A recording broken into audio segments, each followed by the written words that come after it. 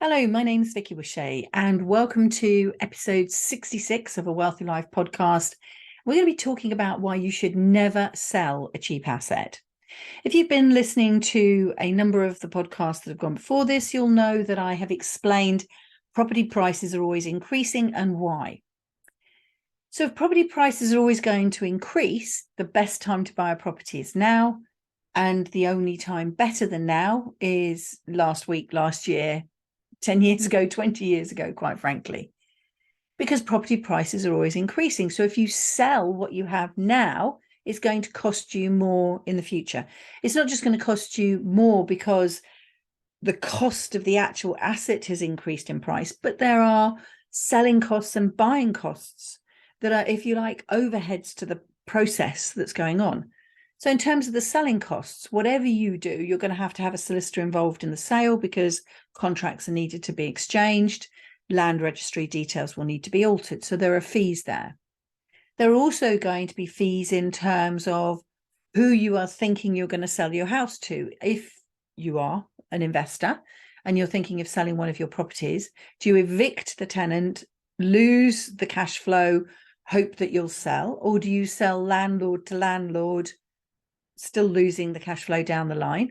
That's one thing. But what you could do is, if your property becomes empty because your tenant has left, is you could sell out onto the residential market. You are going to need to prepare that house for the residential market, so there's going to be refurbishment costs. Now, if you sell the house after you've refurbished it, you will have maximized the value of that property, because that's what you want to do, is maximize the value of the property. And now you're going to be hitting capital gains. And yes, you might get some capital gains tax allowance. You could be in a limited company structure, but there's the potential that you could end up with a capital gain and that cost. Now let's look at it. Okay, you've sold that property, whatever reason. Maybe you decided you wanted to get access to that cash that was sitting in the house, that capital gain, because you want it for some reason. And I'll cover those off in a minute.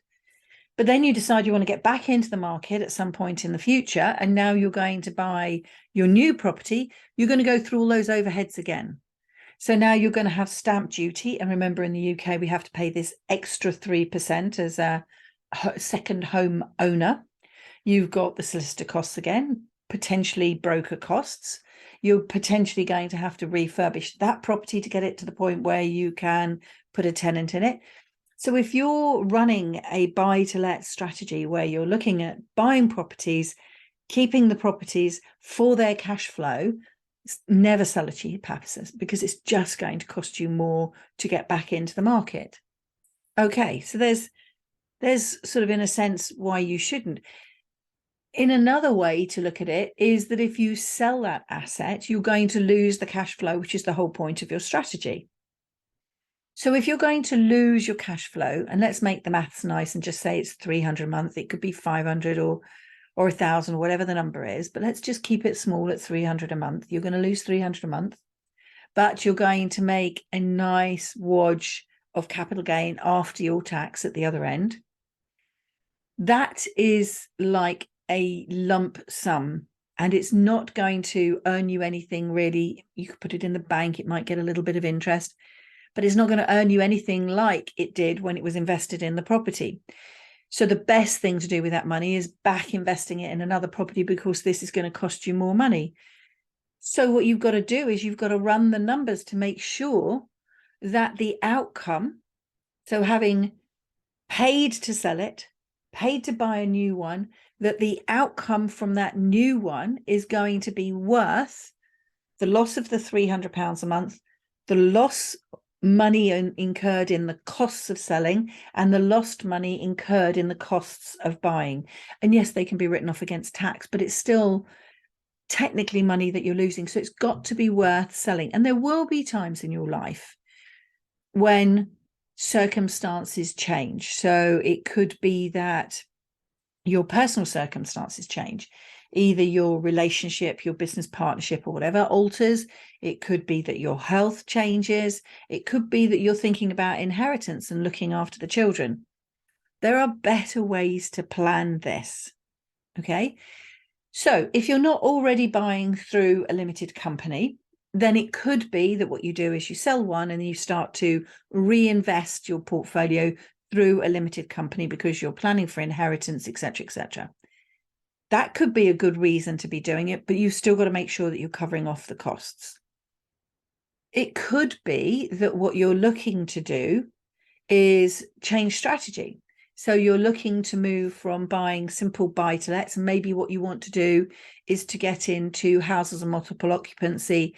There might be a change in where you live, and you might have moved to an area where how HMOs, houses of multiple occupancy, work. And so you think, I'd like to get some of these technically bigger houses because it is often physically a bigger property, but also it's a bigger house because now instead of having one tenancy agreement, you're going to have multiple tenancy agreements, better managed close to home. And we'll talk about that in the next few podcasts coming up. So maybe you're going to change strategy. Great. In order to buy into this bigger property in the future where it's going to cost you more, you might sell one or two of your original properties in order to release that capital that will then come over and become the deposit for a new, bigger property that's going to have a higher rate of cash flow with all that's incurred. And I won't tap into stealing the content from future podcasts. We'll talk about those later. So there is a clear strategy for doing it. Okay. So if there's a reason for doing it, and you've understood the financial implications, and this is the only decision and the only path that you can get to that goal at the other end, then maybe that's fine. But what I want to just suggest to you is that there is another way. Have you thought about remortgaging? So why not think about taking that original asset and remortgaging it, releasing the equity, rather than taking out all of the capital, which involves capital gains tax, because money released through a sale is a capital gain.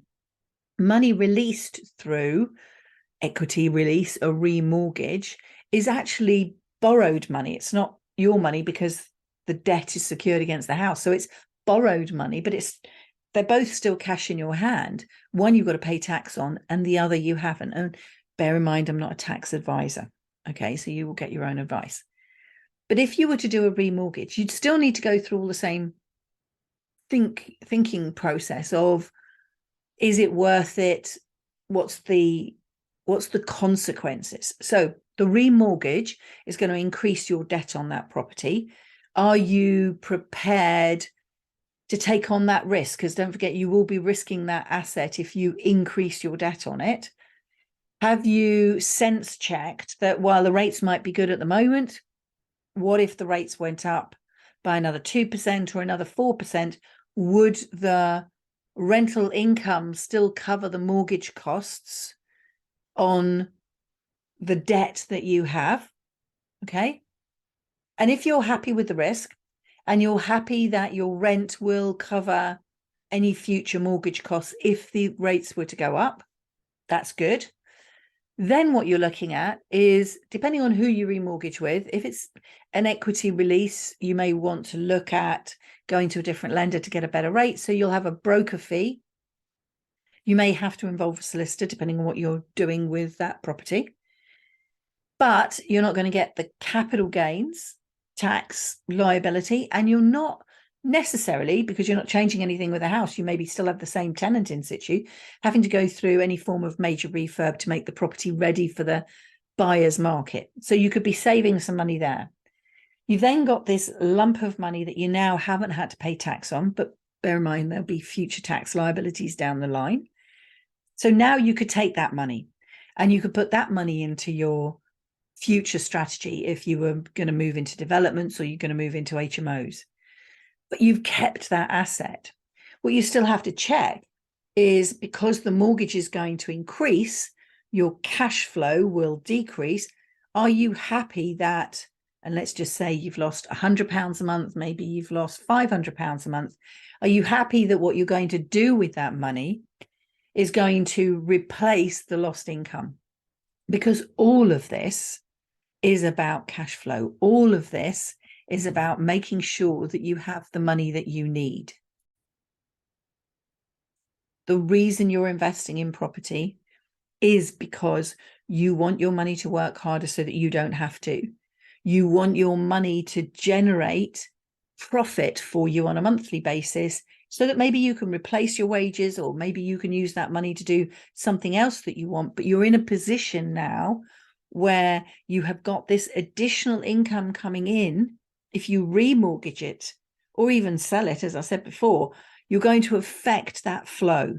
And so what you do with the money that is released has to replace the flow and better the flow, because otherwise, why would you do it? If you were just going to take this money and put it into another house, but that house wasn't going to make up the difference that you're losing, or at least improve on it, why are you making the change?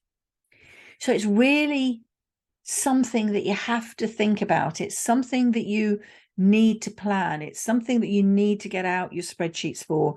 And I actually speak to quite a lot of investors going through this thought process, because if you're not someone who loves a spreadsheet, if you're not someone who loves the numbers, you might love the business model, you might love the benefits of the business, you might even get excited with the buying side of it, but if you're not on top of your numbers, and that brings us right the way back to, why are you investing in property in the first place?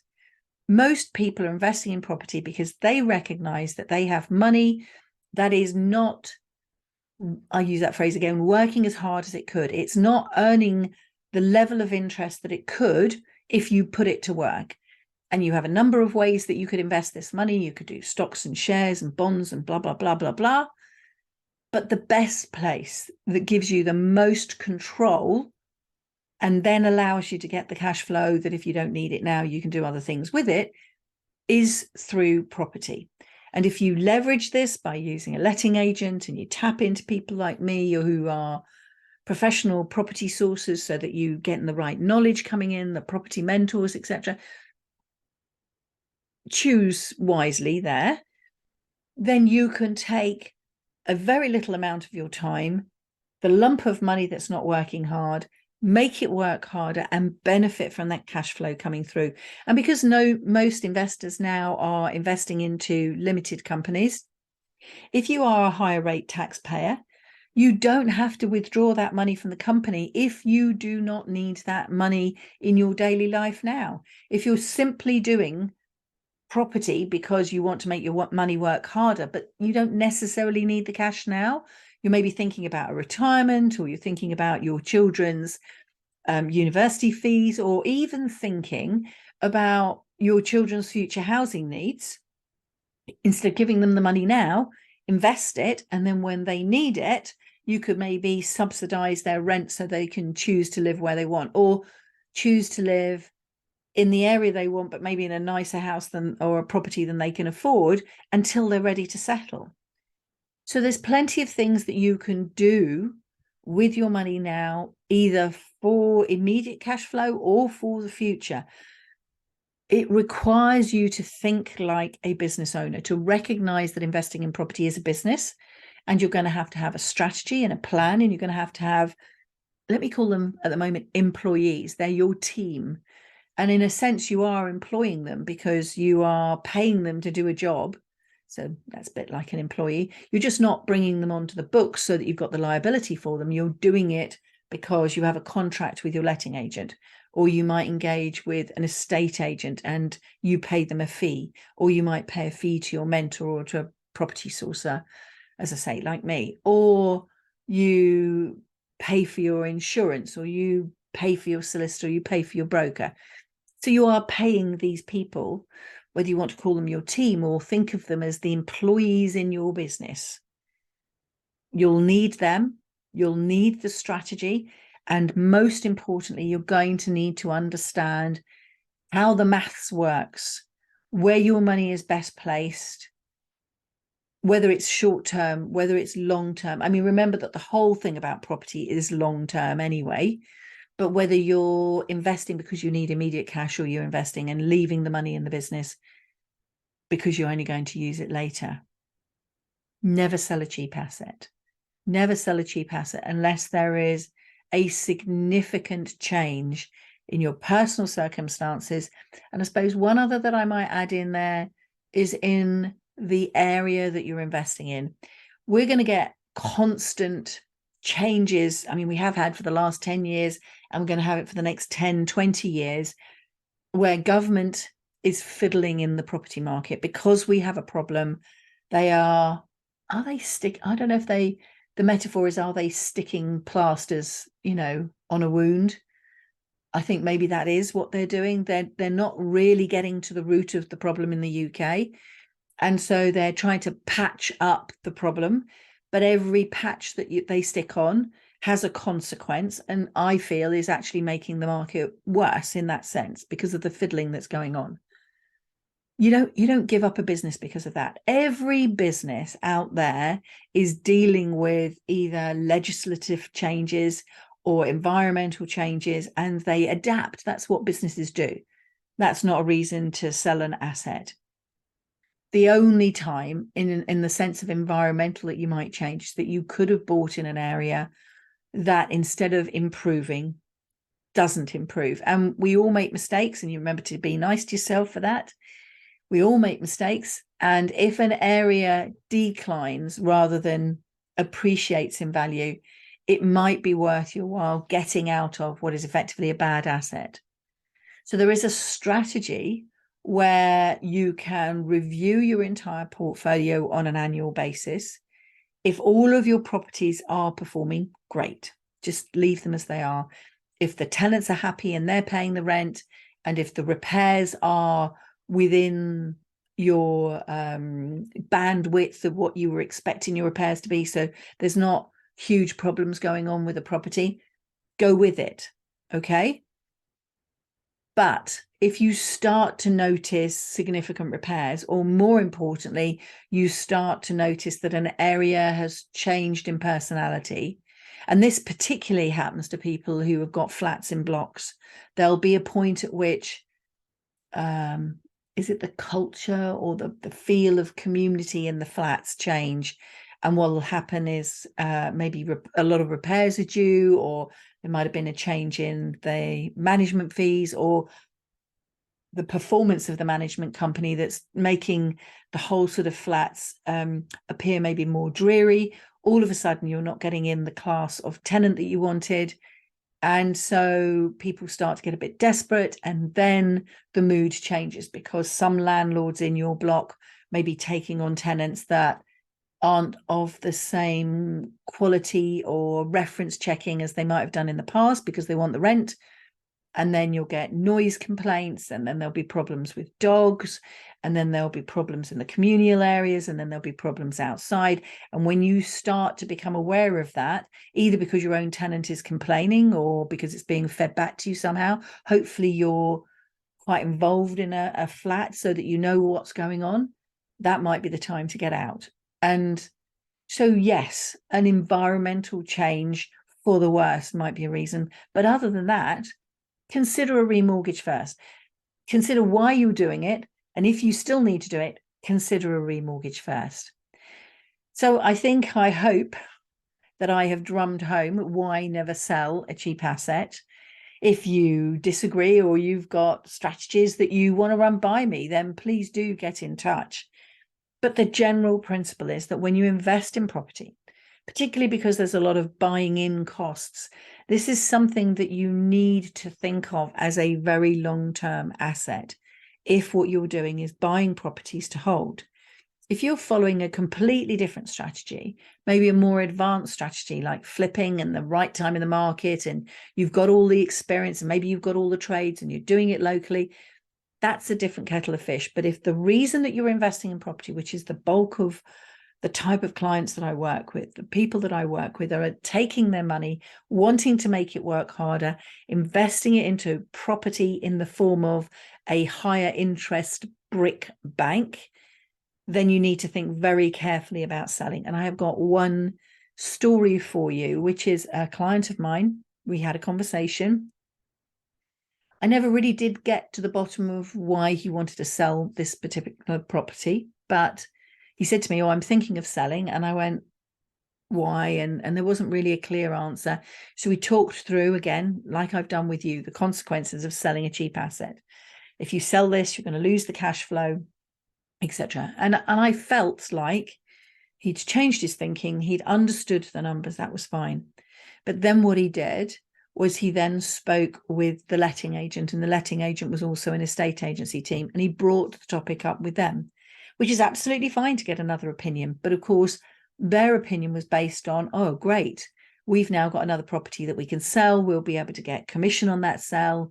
And it doesn't really matter because it's not going to leave us. So we're still going to keep making our commission on the letting because we'll carry on renting the property out. We'll just change landlords, but get a fee on the top of it.